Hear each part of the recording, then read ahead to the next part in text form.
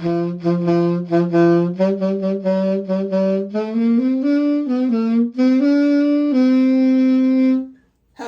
and welcome to the table. I'm your host, Teen Wolf, and today we are going to be doing the part 2 video for my green-black sack recursion deck.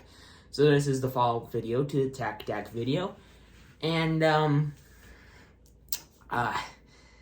that deck, as I mentioned in the last video, its game plan was basically just to play a ton of creatures, mill yourself with cards like Sivirus or Codex Shredder, sacrifice tons of your stuff to put them into your graveyard, and just bring back a lot of those cards. And the deck, it's really powerful. I played it just recently, and this card's awesome. This deck's awesome.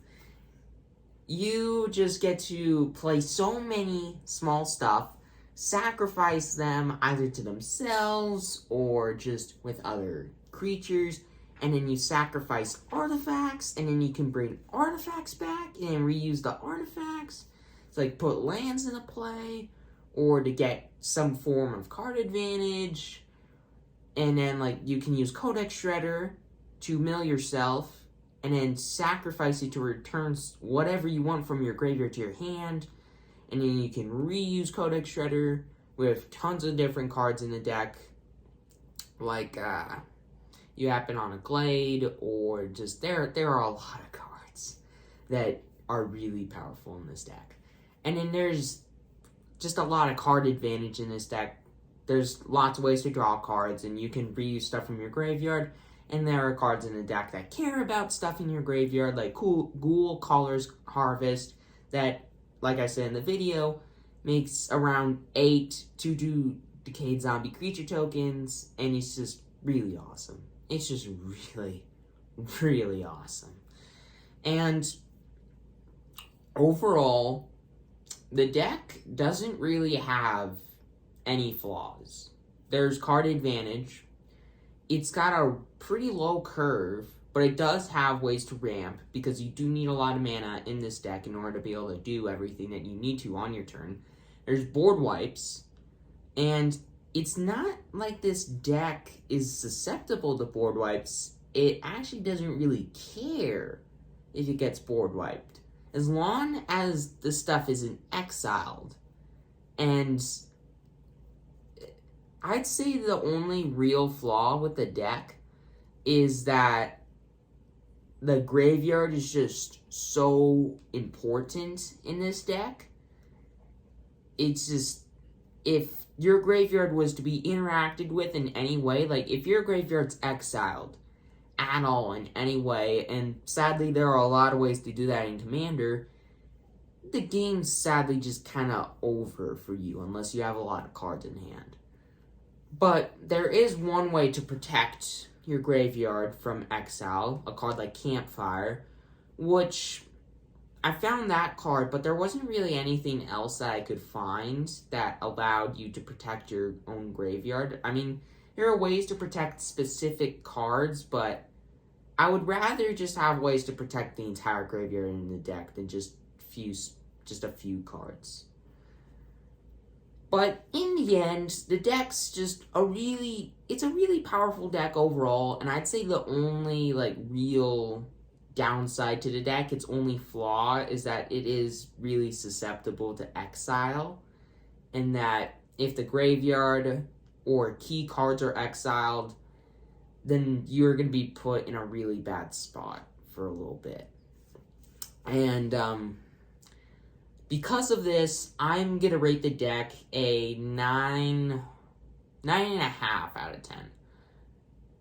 Like I said, the deck's really powerful overall. Like, it never really doesn't do anything on its turn. You're always doing something, and you never really are having to worry about anything, if you know what I mean. Because you're always able to... There's removal in the deck, so you can remove creatures on your opponent's board. You sacrifice your own creatures, and board wipes don't really matter to you because you can use them on yourselves. on yourself, basically. And it's just, yeah, you never have to worry, and you're always just in a good spot. You're always going to be in a good spot unless something really important is exiled. And even then, there are a lot of ways to exile stuff from graveyards and just on the battlefield, but not that many. Like, there's ways to remove creatures, but there aren't too many ways to remove your graveyards, which is fine. So that's why I'm rating it a 9.5. Like, if there are more ways to exile your graveyard, then I would rate the deck a 9. But just overall, it's a really solid deck. It's got a really low curve, and it's just really powerful overall. And then the best card in the deck, I would say, is probably Baldurs Saga, Night Witch. And the reason that I say that is because the deck focuses on putting stuff into your graveyard, and she sacrifices 3 permanents. So it's not just focused on sacrificing creatures.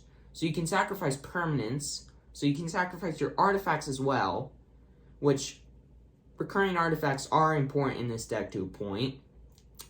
So Baldurs Saga being able to sacrifice both creatures and artifacts, and every now and then, like, you can sacrifice a land or something, because like I said, there's a lot of ramp in this deck, and you can at times sacrifice a land in order to get its second thing, where each opponent loses 3 life, you gain 3 life, and you draw 3 cards, just in case you need a little bit more card advantage, which I don't expect you to need all that often, but just in case. And plus, you get to gain some life and drain your opponents for some more life. So overall, Baldurs Saga is definitely the best card in the deck overall. I mean, I'm not really going to count Sivirus as a card that you can count as the best card in the deck, because he can... It's like the best card that's not in... The best card in the deck that's not your commander is easily Baldurs Saga. And I would rate her a 10 out of 10. Like, there's no real downside to her. 3 mana, 3/3. So it's not like it's a small creature. It sacrifices 3 permanents, and it gets an additional upside if you do certain things. So overall, deck's really solid. Baldurs Saga, definitely the best card in the deck that's not your commander. And it's just, overall, really powerful deck. Really solid cards in the deck. And Baldurs Saga, easily the best card in the deck. So if you want to, I would definitely recommend doing it. If you want to build a new commander deck that is difficult, but at the same time somewhat easy to use, that's cheap, this deck I think would be really awesome, and I think that this is a really solid deck overall. So thank you for watching. I'm your host, Teen Wolf. Please consider subscribing, and I will see you next time.